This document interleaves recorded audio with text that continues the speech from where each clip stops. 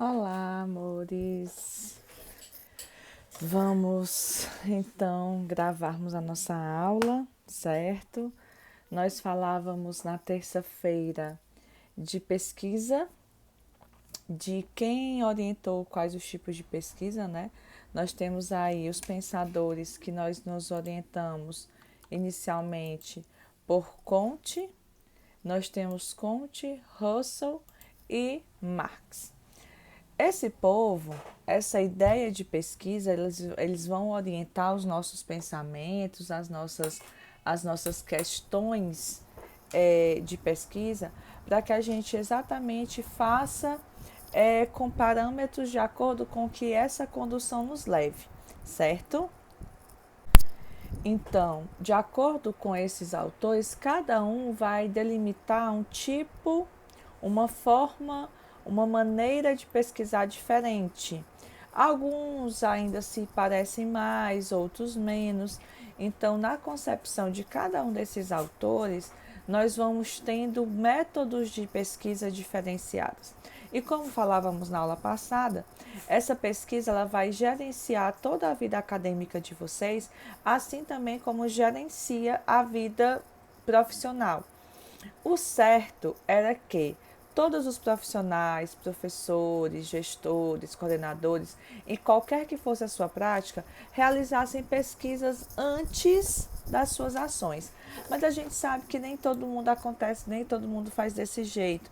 Acaba que quando você muda o posicionamento de acadêmico para professor efetivo, por exemplo, esse método de pesquisa ele se encerra, praticamente se encerra. E a gente precisa ter essa consciência de que a nossa vida ela é gerenciada de acordo com a necessidade, com as questões de pesquisa. Percebam, o que, seria de nós se não fossem os pesquisadores que elucidaram essas pesquisas diante da Covid-19? Hoje é possível nós termos uma vacina, muita gente já vacinada, mesmo apesar de muita gente já ter morrido, pela construção de uma pesquisa sólida, experiencial, que nos conduziu a pensarmos e elaborarmos planos de vacina, elaborarmos planos de elaboração, planos de produção e planos de aplicação de pesquisa de vacina. Então, isso é muito do século XXI. A gripe espanhola, no início do século XX, gente, morreu muita gente mesmo. E demorou mais de 10 anos para encontrarmos a vacina. Então, essas pesquisas, essas vivências de pesquisa, elas são muito importantes para que vincule esse fazer, essa organização de mudar uma realidade de acordo com uma pesquisa. E isso a gente tem que ter claramente nas nossas cabeças. É essa pesquisa que movimenta, essa pesquisa que dá vida, essa pesquisa que conduz de alguma forma a sociedade, né? E nós deixamos de ser pessoas normais, pessoas baseadas no empirismo e passamos a ser pessoas que somos conduzidos pela pesquisa, certo? Essa pesquisa outrora fora desqualificada, refutada em algumas coisas, mas a gente precisa ter essa ideia de que agora não, certo? Agora a pesquisa ela é bem estruturada, ela deve ser levada em consideração com todas as suas ciências para que fique nítido que nós necessitamos diretamente da pesquisa para as nossas práticas pedagógicas e acadêmicas. Então, de Marx, para todos os pensadores e pensamentos que nós temos advindos na pesquisa, nós encontramos também um pensamento pedagógico no terceiro mundo, né? Chamado terceiro mundo até hoje de América Latina e os países da África. A Europa, ela colonizou esses dois continentes, né? Nessa colonização, durante essa colonização e até um pouco tempo atrás, Tudo nosso dependia do que a Europa pensava, do que a Europa vivia, do que a Europa respirava. Então, a partir de Marx, que é um pensador europeu, porém, ele quebra as rupturas conservadoras da época, somos conduzidos a pensarmos diferente, mas ainda isso não acontece. E aí, com a evolução dos tempos, nós chegamos ao Brasil, nós chegamos à América Latina, que já tem seus pensadores próprios. Por aí a gente tira o nome de Paulo Freire. Paulo Freire, ele cria um método de alfabetização e de pesquisa literalmente brasileiro. Nós nos prendemos e pensamos sempre em métodos de fora, né, da Europa, da Ásia, dos Estados Unidos, da América do Norte, mas nós temos pensadores e pesquisas elaboradas aqui, no nosso continente, no nosso país, por uma pessoa assim, ainda bem mesmo, muito próxima a nós, que é nordestino, pernambucano, não é brasileiro. Então a gente pensa muito nessa ideia da pedagogia de Paulo Freire, dos métodos de pesquisa de Paulo Freire. Paulo Freire disse que nós não somos nada além do que a pesquisa e do que a educação faz da gente. Então a gente precisa entender que essa pesquisa é importante, que essa pesquisa se torna um caminho para principalmente a melhoria na educação. Eu atribuo a qualidade mínima da educação nossa brasileira, piauiense, à falta de pesquisa e também à falta de formação de professores. A gente vê, eu vou sempre bater na tecla, né? Quando a gente está na universidade, a gente pensa que vai mudar o mundo, que vai transformar o mundo com a nossa prática pedagógica quando a gente chegar lá na escola. E quando a gente chega na escola, a gente vê que é diferente.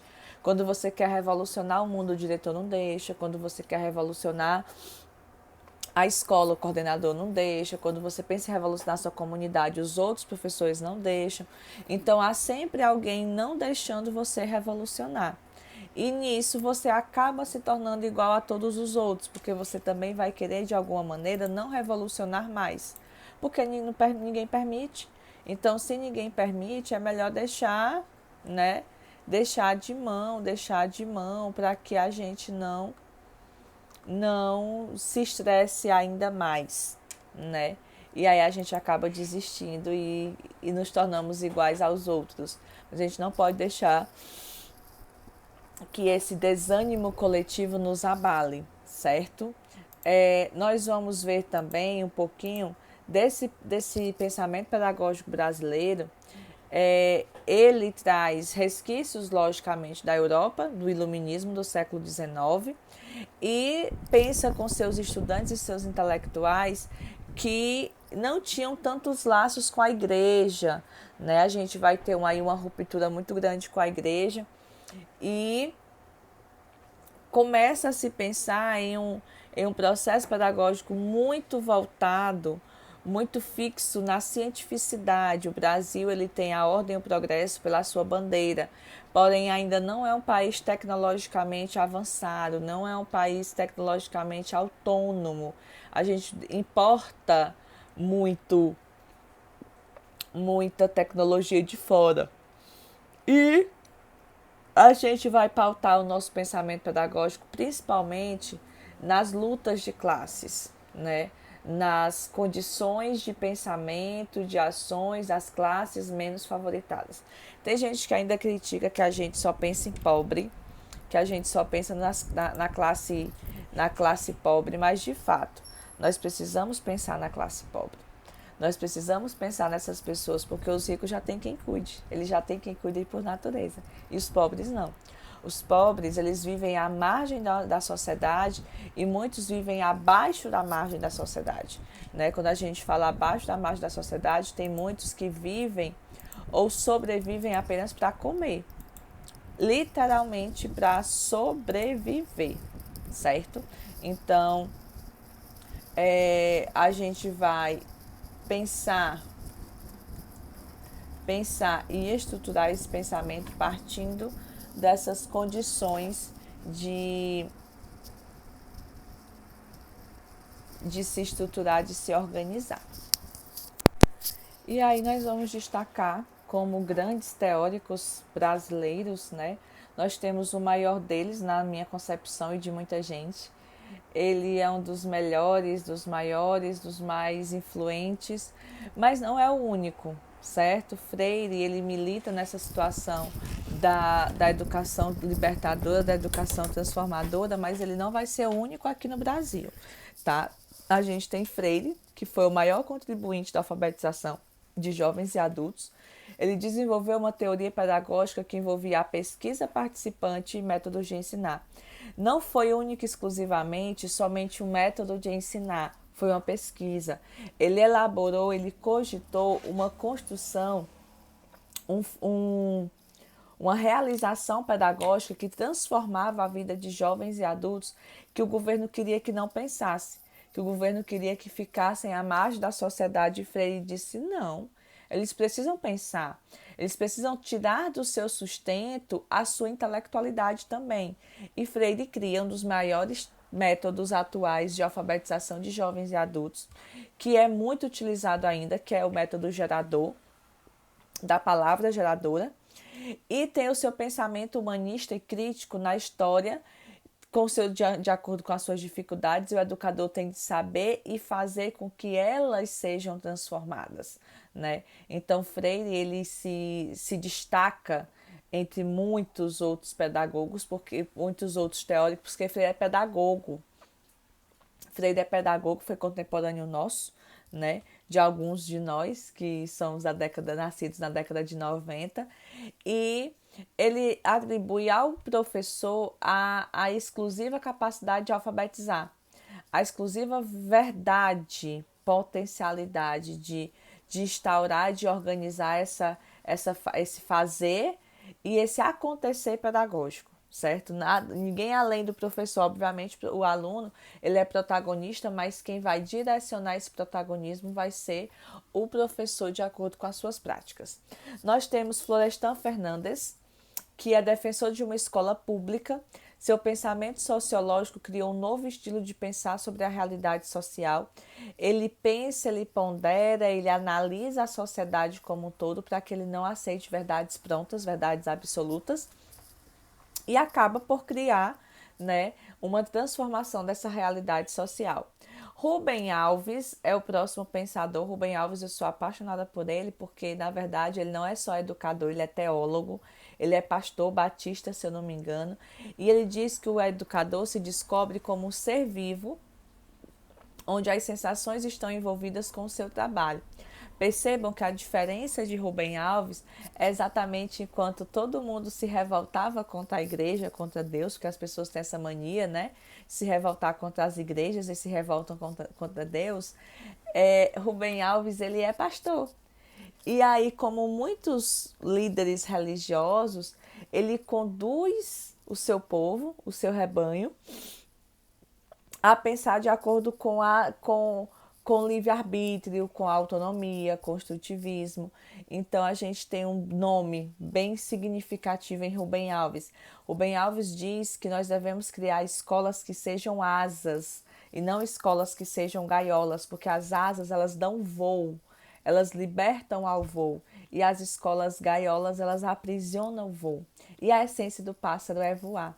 Muito perfeito essa visão que Rubem Alves tem em relação a encontrar-se com o fazer pedagógico que transcende a qualquer mazela social, a qualquer forma de, de estagnar a educação. Paulo Freire, ele sempre diz muito que ensinar não é transferir conhecimento, mas criar possibilidades para a sua produção e sua construção. Então, diante dessa perspectiva freiriana, a gente tem uma ideia do que pode vir a ser essas práticas de pesquisas construídas por professores, elucidadas na educação. E aí a gente apresentou os teóricos, os principais teóricos, e nós vamos apresentar agora os tipos de pesquisa que mais acontecem na área educacional, certo? Nas aulas de segunda e terça, nós vamos ver propriamente dito os tipos de texto.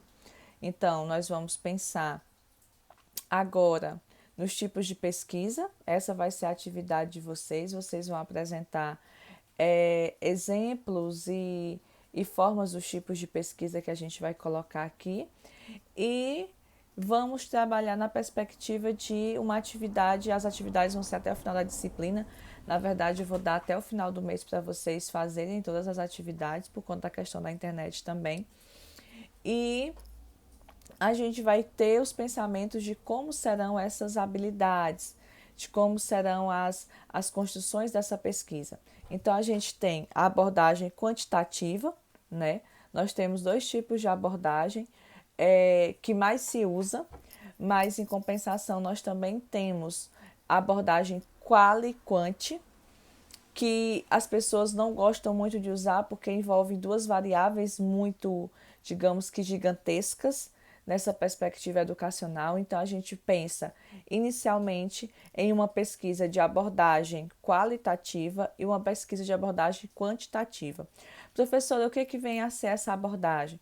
A abordagem ela vai gerenciar exatamente sobre como vocês vão pesquisar e sobre o que pesquisar, né? Que condução vai ser tida para essa pesquisa. Isso vai de acordo com os aspectos, né? Quando eu estiver pensando em uma pesquisa monográfica, loco, o que quer que seja, né? Se eu vou pedir para vocês agora uma pesquisa fulana de tal, sobre a educação caxingoense nos últimos 10 anos, vocês vão dizer, professora, a senhora vai querer uma pesquisa com abordagem qualitativa ou quantitativa? Se eu quiser uma pesquisa de abordagem qualitativa, eu vou ter uma pesquisa que vai pesquisar, que vai olhar para a qualidade, vai olhar para como o professor trabalha, que vai olhar para como o aluno aprende, vai olhar coisas subjetivas.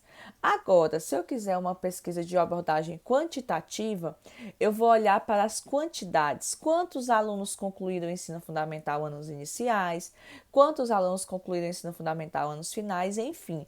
Vai ser olhado por uma visão mais de quantidade. E a qualidade qualitativa vai ser olhada por uma questão mais de qualidade. E aí eu tenho em conceito a abordagem quantitativa, que ela traduz em números, opiniões e informações para classificá-los e organizá-los. Ela sempre vai usar métodos, formas estatísticas, ou seja, vai sempre transformar-se em números, em numerações. Já a abordagem qualitativa, ela vai considerar a existência de uma relação dinâmica entre o mundo real e o sujeito. Ela vai ser, por assim dizer, descritiva e utiliza o método indutivo. O processo é o foco principal. Por que o processo é o foco principal, gente? Porque ela vai garantir a nós uma visão geral dessa relação entre o sujeito e as suas qualidades, entre o sujeito e as suas ações. Por isso que ela se torna uma pesquisa de qualidades, né?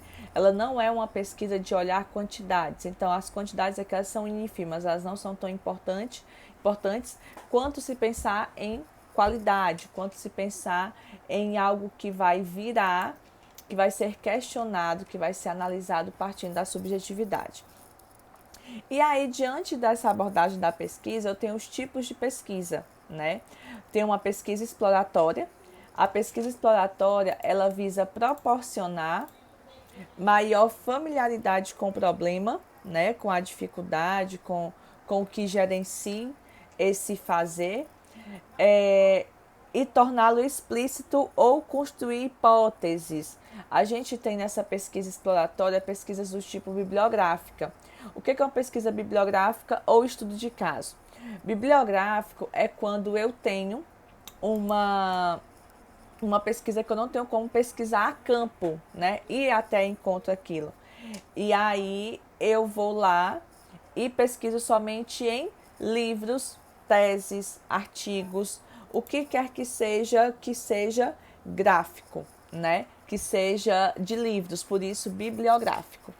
E quando eu tenho uma pesquisa de análise de caso, né, de estudo de caso, eu tenho uma pesquisa que vai elucidar apenas um caso. Por exemplo, eu tenho uma imensidão de pessoas com autismo. Porém, eu não tenho como pesquisá-las todas, até porque cada autista é um autista, né? Eles são diferenciados por isso. Então, eu escolho um autista para analisar o caso e eu vou analisar todas as particularidades daquele autista, daquela família, daquela escola, certo? Então, quando eu penso em uma pesquisa exploratória, né, ela vai me dar muito mais familiaridade e profundidade teórica em relação ao tema que eu estou pesquisando. Porém, né, nós temos aí dois impasses. Elas são bibliográficas, elas são estudos de caso. Nem todas as realidades se enquadram dentro da pesquisa exploratória, tá bom? Nesse tempo de pandemia, gente, muita gente estava concluindo TCC. E aí ficou inviável uma pesquisa de campo, né? Exatamente porque tinha que ir até o local, analisar, observar. E aí muita gente transferiu a sua pesquisa de campo, sua pesquisa descritiva, para uma pesquisa exploratória, que é exatamente quando eu tenho a possibilidade de pesquisar através de artigos científicos, através de teses, de monografias, do que está bibliograficamente publicado, né? E aí, os estudos de caso, como eu falei, eles nos dão uma profundidade com o tema, porque exatamente eu vou conviver com aquela única situação. Eu não vou pensar em muitas outras situações, eu vou pensar exclusivamente em uma dada situação que acontece, tá? A pesquisa descritiva, ela envolve técnicas padronizadas de coletas de dados, como questionários e observação sistemática. Por isso que a pesquisa de campo, ela assume um papel de levantamento. É uma pesquisa de levantamento de informações, ou seja, eu vejo uma dada situação de indisciplinaridade na escola, e aí eu vou a campo na escola, observar como os professores lidam com essa indisciplinaridade, como os alunos se comportam de acordo com esse posicionamento do professor. E aí, partindo dessa observação sistemática, eu vou elaborar um questionário ou elaborar uma entrevista com as pessoas que estão envolvidas naquela situação. Dessa pesquisa, eu tenho muitos casos. Geralmente, a gente na educação faz uma pesquisa descritiva, que ela tem por objetivo descrever toda a situação que acontece a partir da observação.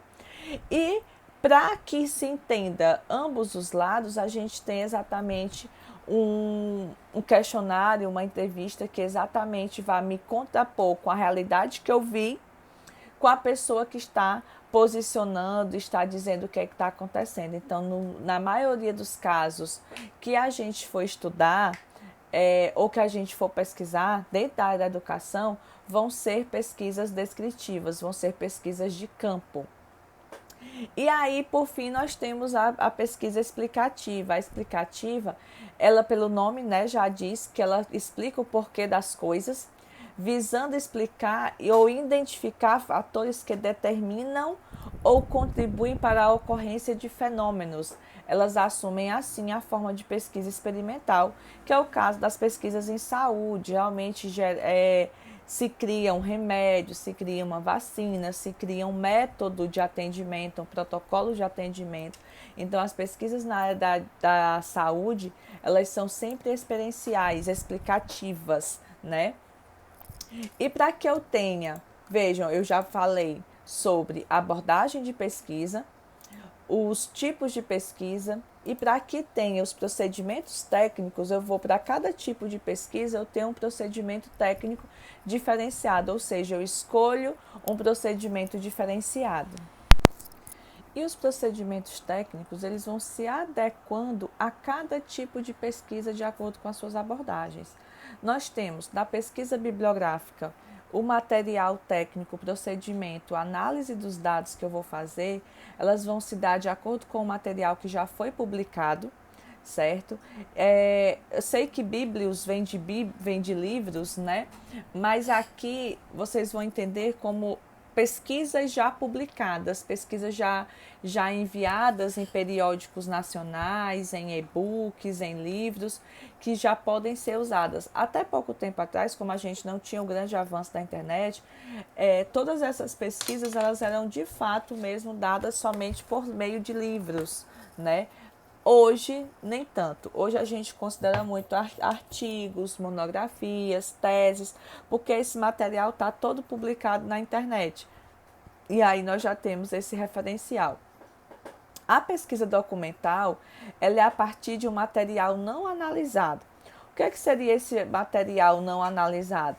Nós temos aí os documentos dos cartórios, documentos dos museus, nós temos documentos vivos, pessoas que guardam documentos, então que guardam fatos. Então, essa ideia do documental é exatamente algo que não é publicado e que são materiais que, independentemente da situação, eles estão feitos e prontos de acordo com o materialismo histórico.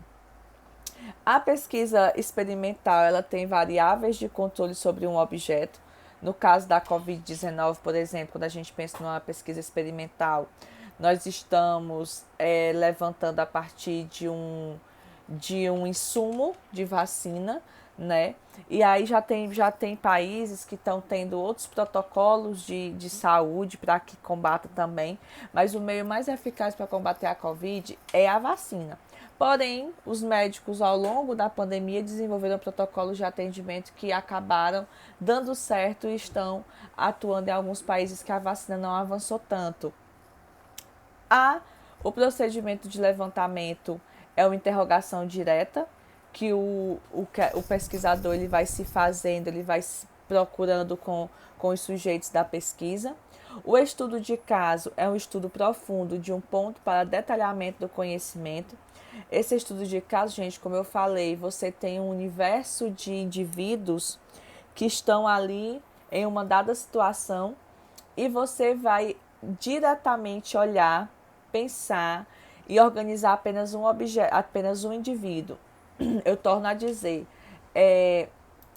nós temos várias situações de muitos autistas, mas cada autista é um. Então, nós vamos analisar a vida daquele autista naquela situação, naquela casa, naquele ponto fixo, certo? Diante desse estudo de caso, vocês podem escolher autistas, Downs, tem muita situação, muita gente da educação inclusiva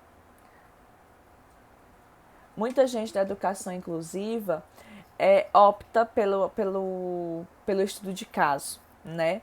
Nós temos a pesquisação tem muitos orientadores que não aceitam ela na graduação, né? Nem em mestrado. Eu, por exemplo, propus uma pesquisação no meu doutorado em educação quando eu iniciei, mas a minha orientadora não aceitou. Ela acha que nós não temos esse poder ainda de intervenção, quem tem maior esse poder de intervenção é o Estado, porque a pesquisação ela é literalmente a resolução de um problema coletivo. Então, eu vejo uma dificuldade coletiva em uma comunidade, eu vou lá e resolvo através de uma pesquisação, porque eu tenho a parte de observação não participante, observação participante e as intervenções que eu posso fazer, certo? E a pesquisa participante ela é muito parecida com a pesquisação. Ela interage o seu pesquisador com os membros de toda a pesquisa de forma que eles vão viver essa idealização, essa ideia de como a pesquisa pode acontecer. Para tanto, nós temos os métodos científicos, né? Abordagem de pesquisa, tipos de pesquisa, instrumentos de coleta de dados, e agora a gente tem os métodos científicos. Os métodos científicos, eles se dão de acordo com cada um dos tipos de pesquisa.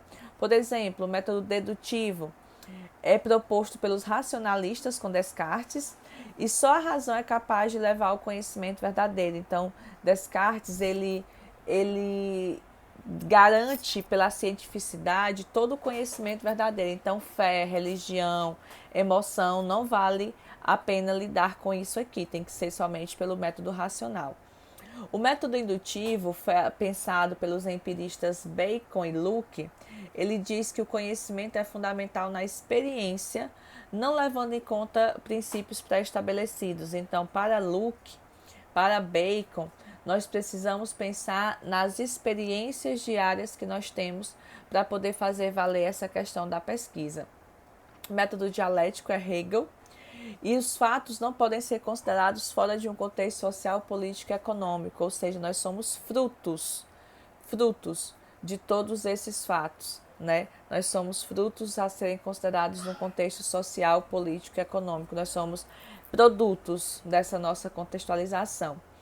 E o método fenomenológico, que é proposto por Russell, que diz que a descrição direta da experiência tal como ela é. Essa descrição pela experiência tal como ela é, nos apresenta esse método fenomenológico, que é exatamente a ideia do fenômeno ser explicado, do fenômeno ser pensado e experienciado em relação a se organizar, a ser pensado, a ser estruturado, e nós devemos sim pensar de alguma maneira, pensar de alguma forma como isso se deu, como isso se dá nas nossas relações cotidianas, nas nossas relações de caso, né? E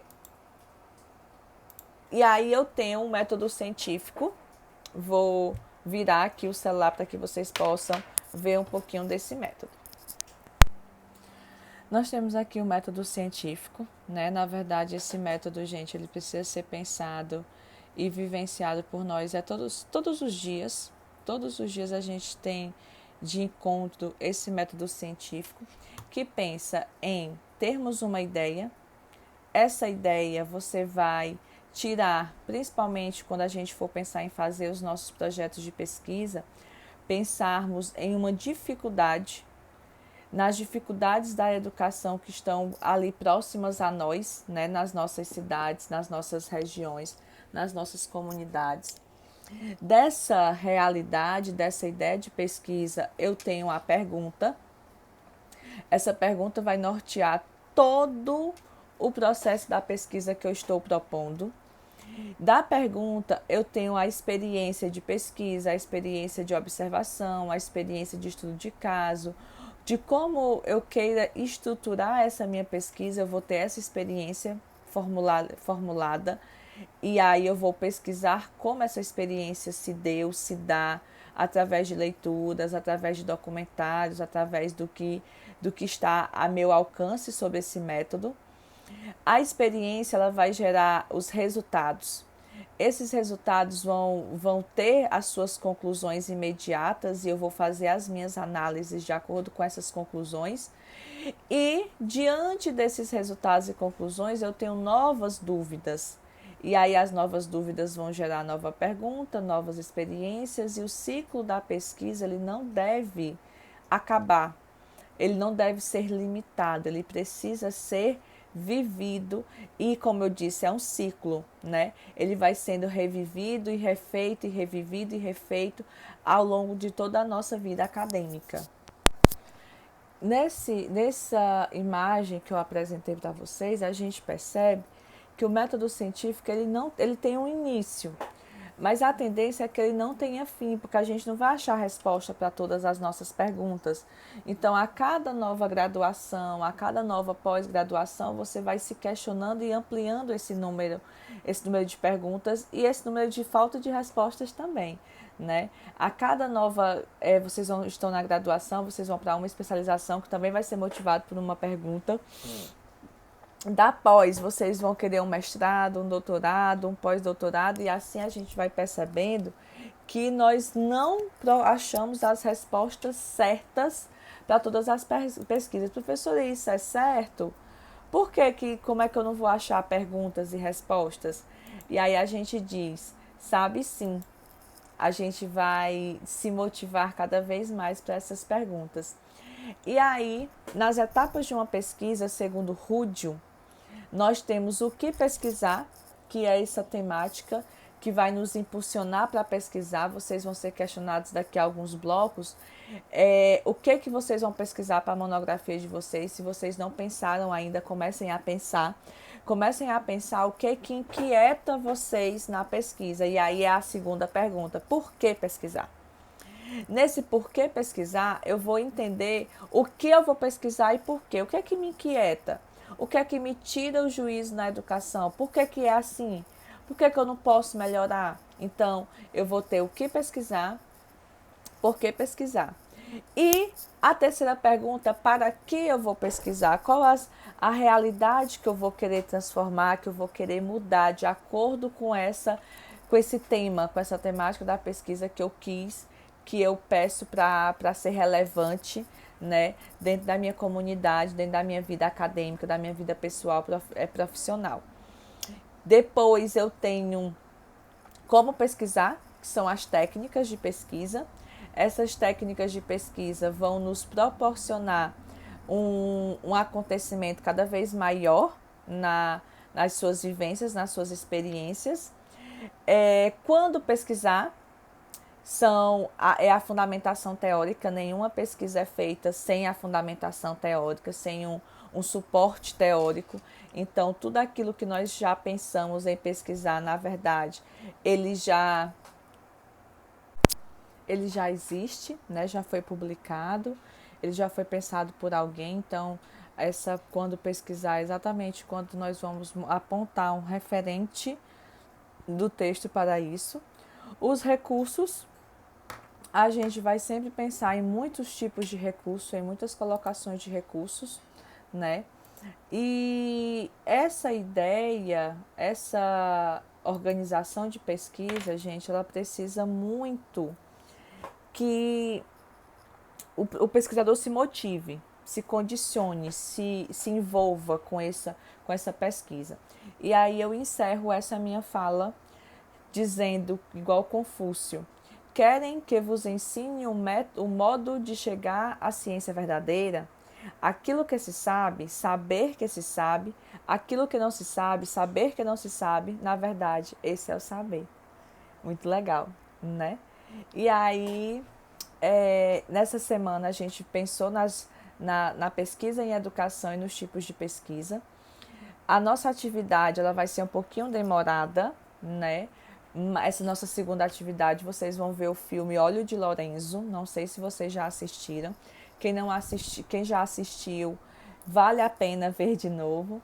Quem ainda não, eu vou passar para vocês o link no YouTube. E como é uma atividade mais demorada, vocês vão ter as questões para responderem, tá? Como é uma atividade mais demorada, vocês vão ter até o final da disciplina para entregar o trabalho, mas não deixem de ver. E lá no filme vocês vão ver cada particularidade da pesquisa que eu apresentei aqui hoje, vai ficar mais significativo para vocês. Obrigada a todos que ficaram por aqui, até aqui. Agora vocês vão lá no grupo e vão colocar a frequência de vocês, o nomezinho de vocês, certo? E Deus nos abençoe. Segunda a gente vai estar novamente, queiramos nós que seja ao vivo. Se a chuva não permitir, a gente faz novamente gravado, sem aula, que vocês não vão ficar, tá bom? Um abraço, beijo no coração, fiquemos em paz e que o Senhor fique conosco. Paz e bem.